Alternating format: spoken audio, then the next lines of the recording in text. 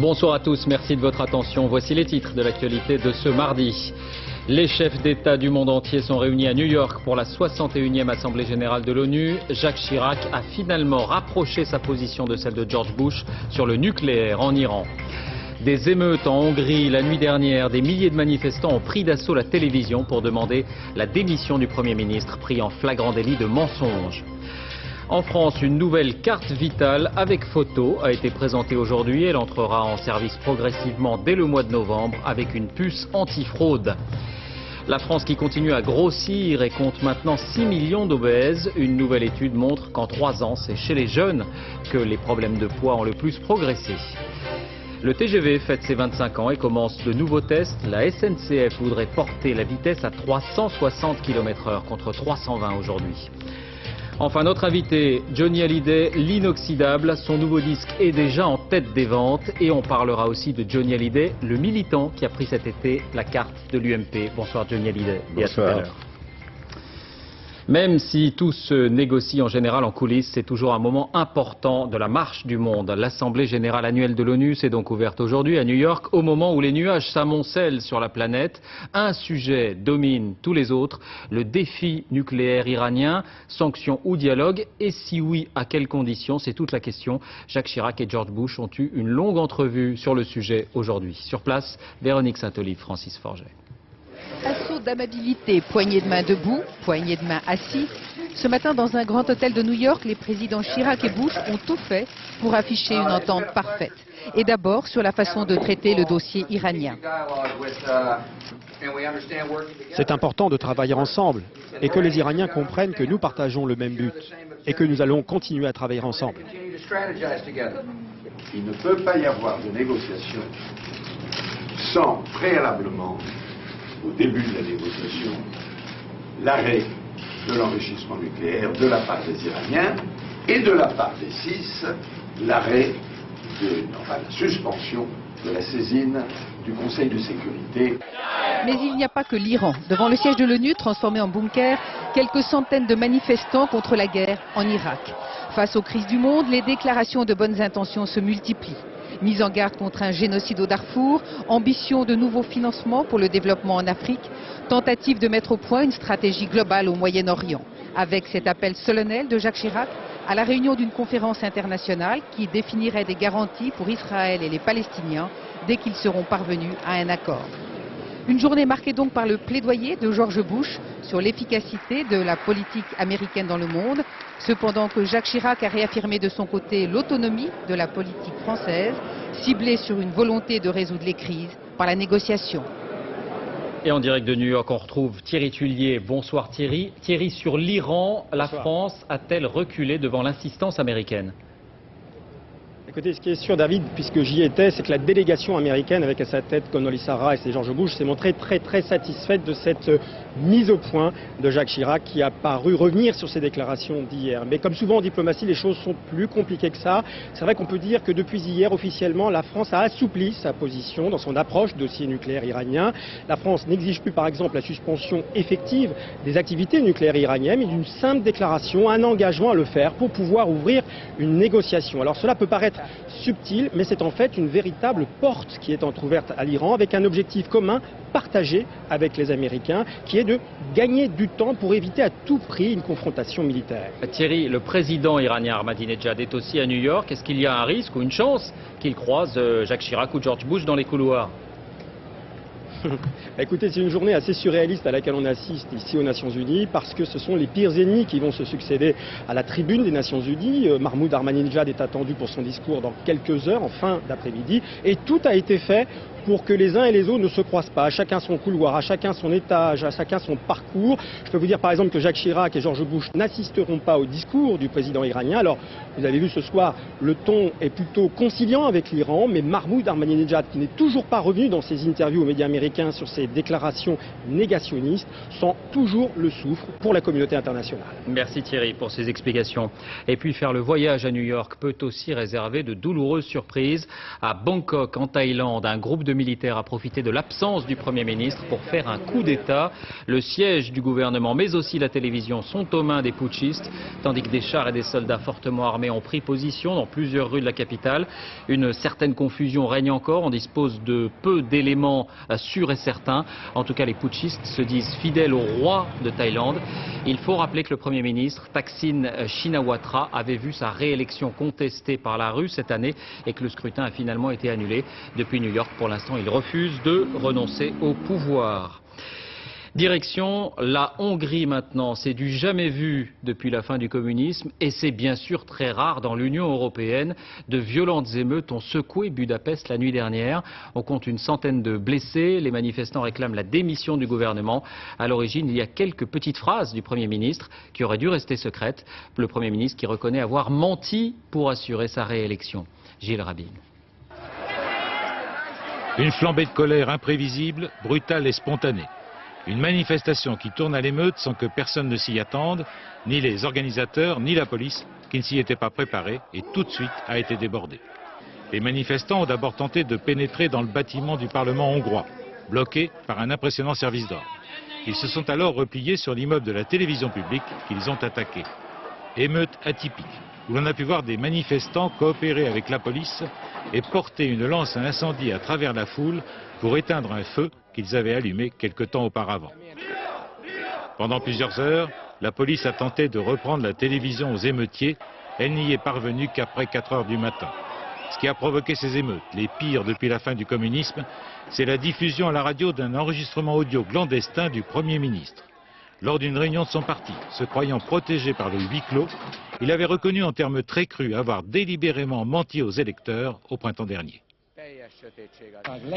Pour nous accrocher au pouvoir, nous mentions le matin, nous mentions le soir. Personne en Europe n'a fait autant de conneries que nous. Nous avons merdé. Le Premier ministre refuse tout mea culpa, refuse de démissionner et affirme qu'il va rester au pouvoir. Les manifestants, qui commencent à revenir devant le Parlement, sont prêts, eux, à célébrer les obsèques politiques du menteur. Au Liban, image des chars Leclerc, fer de lance des soldats français de la FINUL. 3 de ces chars sont arrivés en fin de matinée dans le sud du pays, place forte du Hezbollah. Vous le voyez, ils ont été repeints en blanc, la couleur de l'ONU. Arrivés à destination, les soldats français ont découvert des portraits omniprésents de l'ayatollah Khomeini et de Hassan Nasrallah, chef du Hezbollah, mais n'ont pas rencontré de signes d'hostilité manifeste. Les autres chars suivront d'ici à la fin de la semaine. Le Liban qui tente de retrouver une vie normale. Voici l'histoire étonnante d'Eli Saab, l'un des couturiers les plus réputés au monde. Il habille le Gotha, les têtes couronnées, et il avait fui la guerre au début du mois de juillet, il y a 2 mois. Il vient de rentrer dans son pays et compte bien reprendre toute son activité. L'une de nos équipes a vécu ce retour à ses côtés. Reportage Estelle Collin, Philippe Jasselin. Son sourire, tout en retenue, dit l'essentiel de ce qu'il ressent. Eli Saab rentre à la maison. Il avait quitté Beyrouth sous les bombes pour rejoindre sa famille bloquée en Europe. L'exil aura duré 2 mois. Aujourd'hui, l'enfant du pays est de retour, un accueil sous haute sécurité, premières émotions. Vraiment, je suis très content et très ému à la même temps. J'attendais une sensation exceptionnelle, mais pas autant. Cette guerre-là, il l'a vécue à la télévision. La première semaine, j'ai tout vu presque. Ouais. Mais après, je ne peux plus voir. Ouais. Parce que vraiment... C'était dur c'était dur pour moi.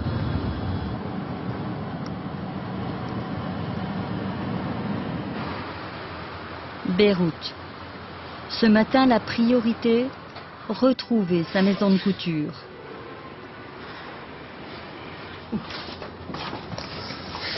Joumana est là. Fidèle depuis 20 ans, elle avait promis d'être forte.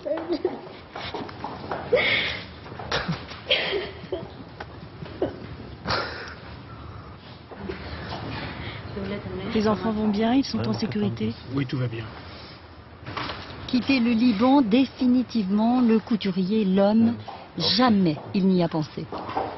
Aucune minute j'ai pensé à ça. Aucune fois on a pensé qu'il n'y a plus Beyrouth ou on va chercher ailleurs des choses. Jamais, jamais. Dans ces ateliers, tous ceux qui n'ont pas eu d'autre choix que de rester. Grâce à Dieu, t'es revenu. C'est quoi? C'est comme si vous retrouviez un peu votre famille? C'est déjà ma famille. C'est difficile de le dire dans deux mots, cette sensation, vraiment. Chaque personne a souffert, surtout pour la société, pour l'image de la société, vraiment, je suis très ému. Elles sont une centaine dans ces ateliers, peu manquent à l'appel. Pendant les 34 jours de grève, la peur ne l'a pas emporté. Chaque matin, elles sont presque toutes venues travailler. On a eu peur, bien sûr. Nous, les Libanais, on est habitués à la guerre. Alors, on a senti qu'il faut que la vie continue après tout. Pour leur sécurité, les ateliers ont été déplacés dans la banlieue nord de Beyrouth. Ces robes des 1001 nuits sont nées au rythme des bombes. Certaines employées ont risqué leur vie pour livrer de riches clientes. Marcel a pris la route de Damas en plein bombardement, 2 heures de prière histoire de se donner du courage. On passe le pont, quand passer le pont, il fait le bombardement, c'est la dernière voiture qu'elle passe. Le rêve est l'autre réalité, celle qu'Elissa découvre dans la banlieue chiite de Beyrouth, cible des bombardements. Vraiment, c'est incroyable qu'est-ce qu'on voit ici. C'est choquant. Chrétien maronite, Elie Saab est libanais avant tout.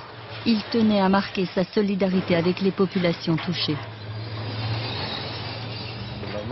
Il y a eu beaucoup de victimes? Dans ce quartier, il n'y a pas eu beaucoup de morts. Grâce à Dieu. Ils ont vite évacué, mais il y a eu beaucoup de blessés. La chanteuse Férouz, la voix de la paix pour tous les Libanais. Direction le sud, le plus touché. Tyr. Elie Saab croise les soldats de la Finule, ceux qui doivent assurer la stabilité aux côtés de l'armée libanaise. J'espère et je supplie que c'est fini parce qu'on n'a plus envie de vivre la guerre. Une guerre qu'il n'a pas comprise, une guerre de trop pour son Liban. Retour à Beyrouth. Ici, chrétiens, musulmans cohabitent en toute harmonie. Chaque jour le même rituel, la paix, tous veulent y croire. Elie Saab, le fils du petit marchand de bois, habille aujourd'hui la reine Rania de Jordanie et les stars de Hollywood. Il aimerait voir la fin du cauchemar et continuer à vendre du rêve. En France, des incidents à Cachan, des incidents avec la police, on l'évoquait hier, les régularisations sont terminées, les expulsions ont commencé et plusieurs personnes ont notamment été interpellées autour du gymnase. Ce sont ces arrestations qui sont contestées. Benoît Bringer, Pascal Deschamps, Lionel Langlade. À quelques mètres du gymnase, 3 policiers contrôlent un homme. Il est un peu plus de 12h30. Autour, les expulsés de Cachan protestent. La tension monte rapidement. Gaz lacrymogène contre jet de projectiles. Une bouteille d'eau lancée contre les policiers va assommer une femme.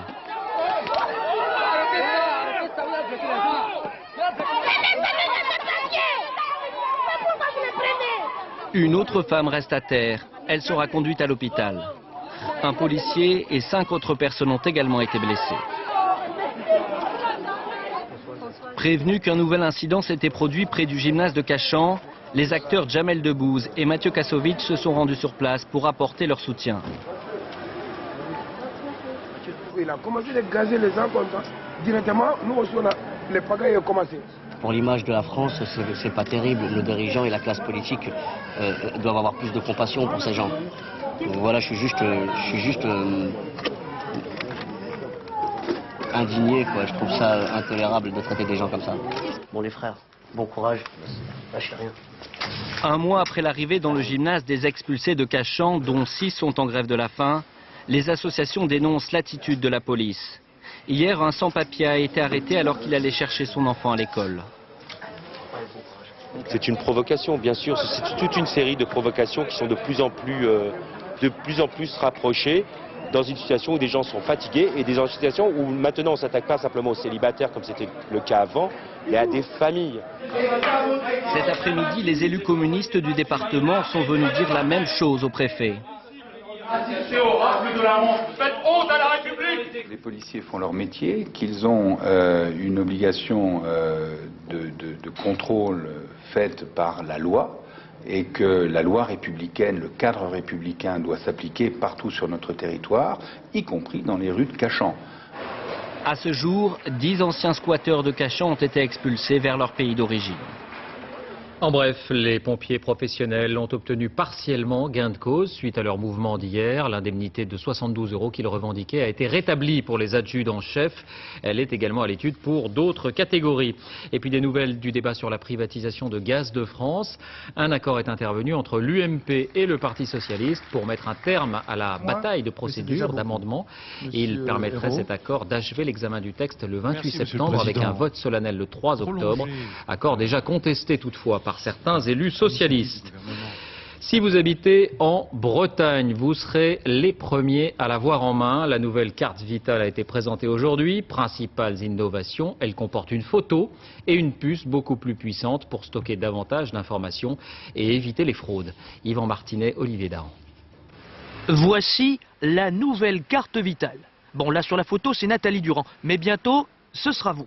D'ici 2010, 59 millions de Français la recevront. Elle va nous permettre, cette carte vitale 2, de remettre à plat le système de gestion de la carte vitale et d'éviter également les abus et les fraudes. Personnaliser davantage, sécuriser davantage, ce sont les deux vocations de la carte vitale 2 avec photo qui devient réalité. Les principaux changements, il faut les chercher côté carte à puce. Une mémoire 8 fois plus grande, dont les données seront davantage sécurisées. Quelles informations contiendra-t-elle ? D'abord, le nom de votre médecin traitant, un contact en cas d'urgence et ceux qui le souhaitent pourront faire mentionner leur accord pour un éventuel don d'organes. Mais pour certains, tout cela n'est pas suffisant. Pour le pharmacien, ce qu'il manque, c'est l'accès aux soins, au dossier médical de santé, tout bêtement. Avec la carte Vitale 2, vous n'accédez pas au dossier du client. A priori, les décrets ne sont pas encore sortis pour avoir accès à ce dossier. Mais l'objectif premier pour le ministère de la Santé, c'est avant tout de lutter contre la fraude et de rendre le patient plus citoyen. Un des effets de la nouvelle carte, c'est qu'elle va rendre les gens plus responsables à cause de l'identification et de la photo. Et donc, même les gens qui ne fraudent pas, pourront se sentir en quelque sorte engagés. Quant à votre bonne vieille carte vitale première génération, surtout gardez-la, la sécurité sociale vous contactera pour la renouveler. Toujours à propos de santé, une bonne nouvelle justement pour la sécurité sociale. Les Français, qui sont pourtant les champions de la consommation de médicaments, sont en train de changer leurs habitudes. Les ventes de médicaments ont reculé de 1% au mois de juillet, après avoir stagné au premier semestre. On est donc sur une pente descendante, c'est sans doute un tournant. Beaucoup moins encourageante, la dernière étude sur l'obésité vient d'être publiée. L'obésité qui continue de progresser, même si le rythme s'est un peu ralenti. En 3 ans, le nombre d'adultes obèses a augmenté de 9%. Florence Bouquilla, Emmanuel Morel. En 4 ans, Virginie a pris 20 kilos. Elle souffre aujourd'hui d'une obésité débutante. Une nutritionniste la suit depuis quelques mois et calcule son indice de masse corporelle à chaque séance. Nous avons quand même une perte de poids d'une douzaine de kilos, ce qui est déjà très honorable. Si effectivement le stress, la fatigue, les problèmes de morale, etc. génèrent des comportements alimentaires, soit dans la déstructuration, soit dans le grignotage, soit dans quelques compensations que ce soit, là le risque sera toujours de reprendre le poids perdu. Insidieusement, la France grossit. C'est la conclusion de l'enquête Aubé-Pierroche réalisée tous les 3 ans. En 2006, 6 millions d'habitants sont obèses. Autre mauvaise nouvelle, toutes les générations sont touchées, mais l'obésité survient de plus en plus tôt. Un homme ou une femme né en 1920 ne risquait l'obésité qu'à l'approche des 70 ans. Né en 1955, l'un et l'autre pouvaient devenir obèses à partir de 45 ans. La génération née en 1975, elle, encourt un risque d'obésité chronique dès 30 ans. Les femmes sont plus souvent obèses que les hommes et les 55-64 ans sont particulièrement concernés par cette maladie. Il y a 2 points préoccupants, c'est l'augmentation toujours très régulière et importante des formes les plus graves de la maladie. Et le deuxième point, le fait que les personnes en difficulté économique voient leur taux d'obésité continuer à croître. Raison économique qui explique en partie pourquoi le Nord est la région où l'épidémie progresse le plus, avec 18% d'obèses, devant la région Est, 14%, suivie de près par le bassin parisien. En France, les campagnes de prévention de l'obésité n'existent vraiment que depuis 5 ans. Elles tentent de toucher les plus jeunes pour préparer l'avenir. Bon appétit. Les cliniques privées étaient en grève aujourd'hui. Les opérations chirurgicales ont été repoussées, sauf pour les urgences. Motif de ce mouvement, les cliniques auraient trop dépensé en début d'année et du coup, la sécurité sociale a décidé de moins bien les rembourser. À Marseille, Stéphane Despinois, Benoît Jourdan. Message alarmiste sur le fronton de la clinique, distribution de tracts à l'extérieur et explication de texte pour justifier la grève auprès des patients. D'accord. Qu'est-ce que vous cherchez à savoir? Qu'est-ce qu'on cherche? Beaucoup d'argent ou peu? Beaucoup d'argent, on cherche à bien travailler. À Marseille, la clinique Clerval a pris à témoin ses patients tout en mettant ses services de chirurgie en sommeil. Pas d'opération aujourd'hui pour protester contre la baisse du tarif des soins pris en charge par l'assurance maladie. Les blocs opératoires sont donc fermés, sauf pour les cas d'urgence comme ici. Dans ce bras de fer entre le ministre de la Santé et les cliniques privées, les médecins soutiennent sans surprise leur employeur. On préfère crier avant d'avoir mal plutôt que de crier au moment où c'est trop tard. Un patient sur deux est soigné dans des cliniques privées, des établissements montrés du doigt par le ministre de la Santé pour avoir fait plus déraper les dépenses que les hôpitaux publics. Ici à Marseille, la directrice proteste, cette grève n'est pas un caprice de riches. Je réfute complètement le terme de privilégié de la santé. Il faut savoir que la rentabilité des cliniques privées n'a cessé de se dégrader au cours des dernières années. Nous soignons pour 41% moins cher que l'hôpital public. Nous faisons d'énormes efforts d'investissement sur nos outils de travail. Pour la clinique Clerval, le plan d'économie de la Sécu équivaut à 300 000 € de manque à gagner. Mais il est plus inconfortable de protester lorsque sa maison mère s'appelle la Générale de Santé et affiche un bénéfice record. Un coup de pouce pour relancer la maison à 100 000 €. Cette idée du ministre du Logement et de la Cohésion sociale, Jean-Louis Borloo, se heurte aux réalités économiques. Un nouveau dispositif a donc été annoncé pour séparer l'achat du terrain et de la maison elle-même. Yann Jiquel, Jacques Gérard. Lancée il y a un an, la maison à 100 000 € se heurte à une dure réalité. La rareté des terrains et leur prix. Pour aider malgré tout les futurs propriétaires, le ministre de la Cohésion sociale propose de séparer le coût de la construction et l'achat du terrain. Le propriétaire ne rembourserait son terrain au prix de sa valeur initiale qu'après avoir payé sa maison, de manière à rendre supportables ses mensualités. L'objectif est énorme, permettre la construction de 10 à 20 000 habitations par an. Mais pour l'instant, seulement 400 sont programmées réellement. Comme ici à Épinay-sur-Seine, où 28 maisons devraient voir le jour en 2008 sur ce terrain municipal. On aurait pu le vendre, je dirais, à un promoteur privé. Ce n'est pas le choix qui a été fait par l'équipe municipale. On aurait peut-être pu y construire effectivement un équipement public, mais nous, ce que nous souhaitions, c'est diversifier l'offre d'habitat sur cette commune, d'où l'opération des maisons à 100 000 € ici. 63% des Français rêvent d'être propriétaires. Mais la maison à 100 000 € ne peut exister que grâce à des allègements fiscaux, une aide à l'achat du terrain ou sa mise à disposition gratuite. Mais surtout d'une très grande volonté des maires. C'est donc un dispositif lourd et onéreux que toutes les communes ne sont pas forcément prêtes à engager. Un anniversaire pour le TGV qui fête son premier quart de siècle, 25 ans depuis le premier Paris-Lyon. Pour l'occasion, la SNCF a lancé hier une série d'essais sur la ligne Méditerranée. Objectif, aller encore plus vite, passer de 320 à 360 km/h. Patrice Pellet, Daniel Lévy. 320 km/h, allure constante, c'est le test qu'a effectué la SNCF aujourd'hui entre Paris et Marseille. Cette vitesse sera celle, par exemple, du TGV sur la future ligne entre Paris et Strasbourg. Mais la SNCF a un autre projet sur les rails. Faire circuler le TGV encore plus vite, à 360 km/h de moyenne. Quelques kilomètres à l'heure de plus, ça a un prix. Ça coûte plus cher parce qu'il faut que la voie soit entretenue de manière plus permanente et presque parfaite finalement, de manière plus permanente. Il faut sûrement regarder les roues plus souvent, il faut le pantographe s'use plus vite. Le bruit aussi est un élément très important. Aujourd'hui, rouler à 360 fait plus de bruit à l'extérieur qu'à 300. Pour des raisons techniques, aujourd'hui, seules 2 lignes peuvent accepter le TGV à 360. Paris-Strasbourg, où là, sur un trajet de 2h20, on pourra gagner 10 minutes. Et Marseille, où la diminution du temps de parcours pourra être de 20 minutes. Pour les autres destinations, il faudra attendre, car sur ces lignes, il faudrait tout refaire. En France, ce n'est donc pas demain que l'on roulera à 515 km/h, record du monde battu en 1990. Toujours à propos d'économie, vous l'avez sans doute constaté, le prix du pain a augmenté en moyenne 5 centimes d'euros pour une baguette, c'est beaucoup. La hausse du prix du blé est invoquée par les boulangers et les industriels, mais elle n'explique pas tout, loin de là. François Baudonnet, Stéphane Guillemot. Et 2 centimes en plus. Depuis quelques jours, la baguette vaut ici 80 centimes d'euros au lieu de 78. Comme ça ennuie les gens d'avoir des centimes dans leur porte-monnaie, de toujours chercher les centimes, et comme la farine a augmenté beaucoup de choses, donc ça leur a fait plaisir. Vendre plus cher pour faire plaisir aux clients, l'argument n'est pas banal. Les amateurs de baguettes retiennent surtout qu'en cette rentrée, leur pain préféré augmente encore une fois. Récemment, la baguette était encore à 75 centimes. Maintenant, on la trouve pratiquement plus à moins de 80 centimes. 5 centimes par baguette, ça coûte cher quand même. Vu que tout a augmenté avec l'euro, on s'en rend pas compte en fait. J'ai goûté une fois, mais à 1 euro la baguette tradition, ça restera un petit plaisir occasionnel.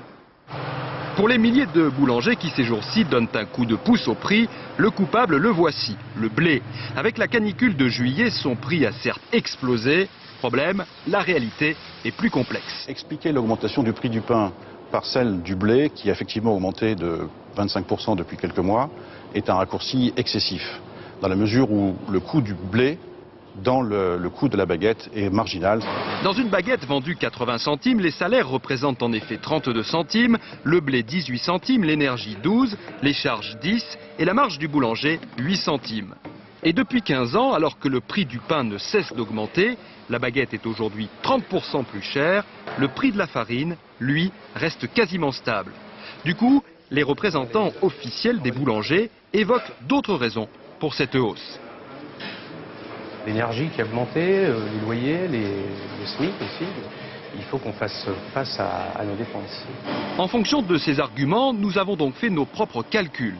Avec les salaires, les matières premières et l'énergie en hausse, la baguette devrait coûter 83 centimes d'euros. Seulement voilà, en magasin, elle est à présent souvent à 85 centimes. Une partie des boulangers aurait-il un peu anticipé la hausse de leur facture? Le débat sur le prix du pain n'est en tout cas pas nouveau. Voilà, la baguette est passée de 65 à 70. 70 centimes, oui, mais à l'époque, c'était des francs. L'environnement, à l'heure où l'on parle souvent de biodiversité, c'est la confirmation que l'homme a encore beaucoup à découvrir sur son milieu naturel. Des scientifiques ont annoncé avoir découvert au moins 52 nouvelles espèces marines en Papouasie occidentale, un requin, plusieurs sortes de crevettes notamment. Frédéric Monteil, Vincent Bouffartig. Le requin marcheur, c'est peut-être ainsi que les scientifiques baptiseront cette nouvelle espèce, découverte en Papouasie occidentale, près du rivage. Tacheté comme un léopard, ce requin n'a rien à voir avec les dents de la mer. Il ne mesure qu'1,20 m. Ce sont des requins qui vivent dans les eaux peu profondes, qui sortent la nuit pour repérer leur proie, des crabes, des escargots et sûrement des petits poissons qui vivent dans les récifs. Et surtout, ils ont des nageoires pectorales qui leur permettent quasiment de marcher sur le fond marin. Au total, les scientifiques ont découvert 52 nouvelles espèces marines. Coraux, anémones, crevettes et même des poissons flash capables de changer de couleur en un instant. En réalité, vous ne les verrez peut-être jamais car les scientifiques peuvent garder le lieu secret. On a des positionnements très précis avec les satellites, mais il y a certaines espèces, comme par exemple là de mollusques, qui sont recherchées par des collectionneurs et parfois on cache la provenance. De la bactérie au cachalot, les biologistes ont répertorié 1 800 000 espèces à travers le monde. Il y en aurait encore 8 à 9 fois plus à découvrir. Musique maintenant avec l'homme aux 100 millions de disques vendus. Johnny Hallyday est avec nous. Merci d'avoir accepté notre invitation. Vous venez de sortir un nouvel album, enregistré en concert. Et il est déjà numéro 1 des ventes. Et vous reprenez votre tournée française cette semaine. Tournée baptisée Flashback et placée sous le signe du souvenir. Quelques images d'abord avec Emmanuel Lambert. 63 ans et toujours la même passion. Il y a quelques semaines, Johnny repartait pour une énième tournée.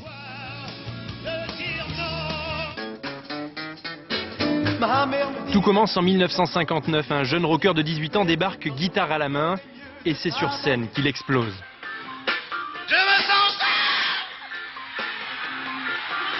Il gagne immédiatement le cœur des Français.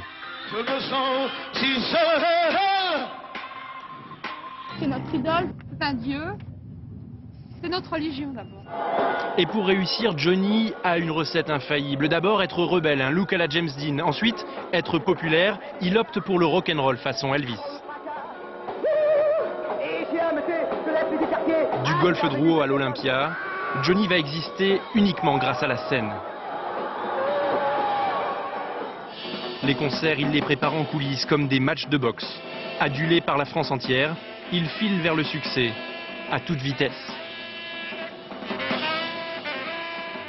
Ce qu'on ressent sur scène en rentrant devant un public, tu ressens, si tu veux, différemment, mais le même genre de sensation quand tu rentres dans une voiture de sport. 45 ans après, le jugement du public n'a pas varié. Pour nous, c'est vrai, c'est un dieu, et c'est magnifique d'être au premier rang, quoi. De la sueur, des concerts titanesques, des fans en délire, Johnny est devenu une bête de scène inégalable. 80 millions de disques vendus, 100 tournées, 900 chansons, plus de 17 millions de spectateurs, c'est sûr. Notre rocker sexagénaire est increvable. Voilà, Johnny Hallyday. Increvable, c'est un grand mot quand même. Hein. C'est un grand mot. Ah, vous paraissez increvable. Non, j'aime ce que je fais. J'adore ce que je fais. Bon, je crois que le secret, c'est ça. Enfin, il y a des tas de gens qui adorent ce qu'ils font et puis qui, à un moment donné, fatiguent un peu. Vous, j'ai vu qu'il y a eu, dans une interview récemment, vous avez demandé jusqu'à quand vous alliez vous produire sur scène. Vous avez dit encore 10 ans. Vous avez 63 ans, ça fera 73. Oui, encore. En tout cas, 10 ans sûr. Après, je ne sais pas, il peut y avoir des prolongations aussi. Ah oui, donc c'est même pas sûr que ce soit dans 10 ans. Non, c'est pas sûr. Rien n'est sûr dans ce métier. Ça peut être avant. Vous savez, moi je fonctionne avec le public. Alors, pourquoi je suis en forme? Pourquoi est-ce que j'aime faire ce métier? Pourquoi j'ai la passion de ce métier? C'est parce que j'ai aussi un public formidable. Et le public formidable me suit. Mais quand j'arrive sur une scène, c'est inexplicable ce que je peux ressentir. Je ressens une émotion particulière que seul le public peut me donner. Est-ce que vous faites un régime particulier avant de faire tous ces méga-concerts? Oui, je fais des régimes. Oui, enfin bon, je fais le régime que font les sportifs. C'est-à-dire, je fais attention à ce que je mange des protéines, surtout à base des protéines. Vous faites du sport? Je fais du sport, j'en fais moins quand je suis en tournée. Là, j'étais en vacances, alors j'avais arrêté en vacances parce que c'était pas pratique où j'étais. Mais là, je reprends progressivement. Et j'essaie de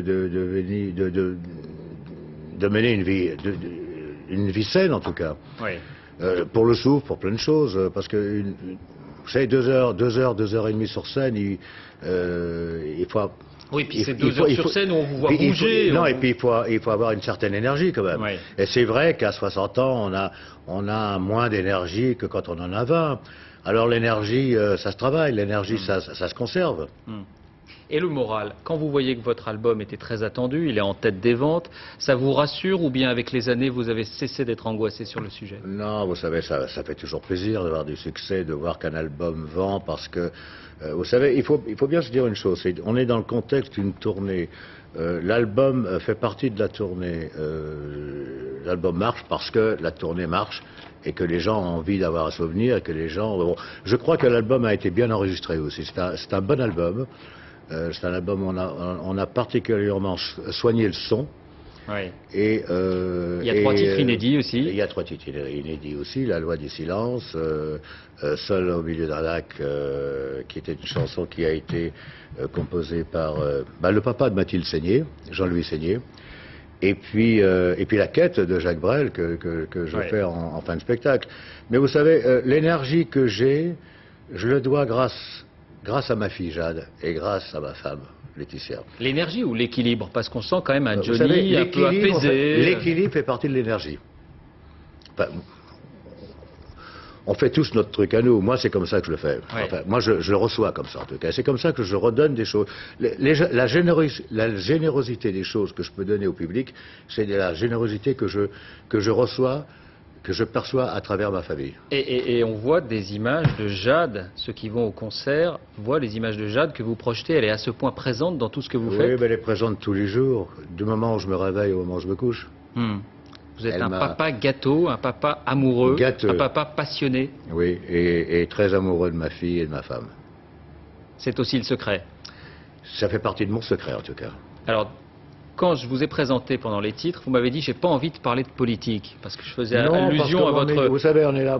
Mais tout le monde en a parlé, vous vous rendez compte que ça devient un événement national. Je suis venu parler de mon album, je suis venu parler de mon métier, je ne suis pas venu parler de politique, en général, je ne me mêle pas de politique. Simplement, ce que je peux dire, puisque vous voulez absolument que j'en parle, c'est que je crois à l'avenir de la France.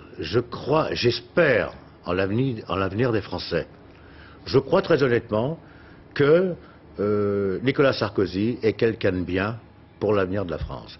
Maintenant, je peux me tromper, comme tout le monde. Vous êtes déjà parce que trompé. moi, vous savez, il serait de gauche, je serais pour Sarkozy aussi. Ah, c'est pas ses idées, c'est plutôt l'homme. L'homme, je crois à l'homme. Vous savez, Ségolène Royal est quelqu'un aussi de charmant, de très bien. Je l'ai rencontré hier soir d'ailleurs à la première de Jean Reno, qui est une pièce formidable que je recommande d'ailleurs à tout le monde d'aller la voir. Et vous lui avez dit... C'est une femme charmante.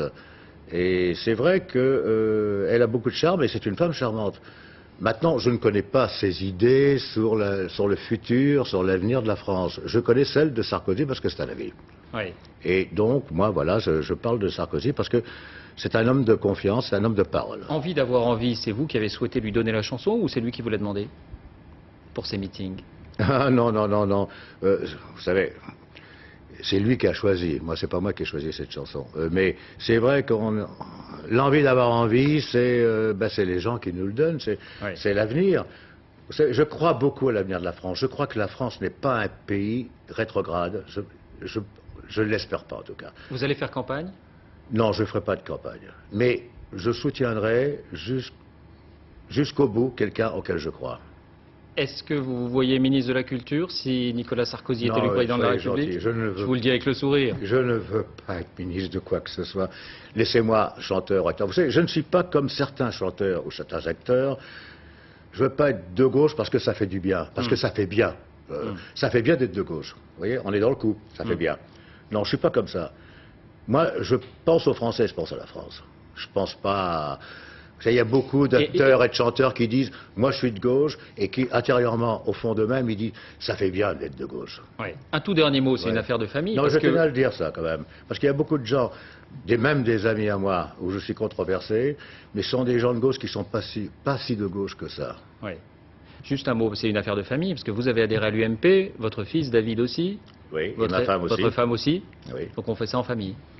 Écoutez, on soutient quelqu'un auquel on croit, hein, et pour la France, c'est pas pour nous qu'on le fait. Ouais. Merci beaucoup Johnny Hallyday d'avoir accepté notre invitation.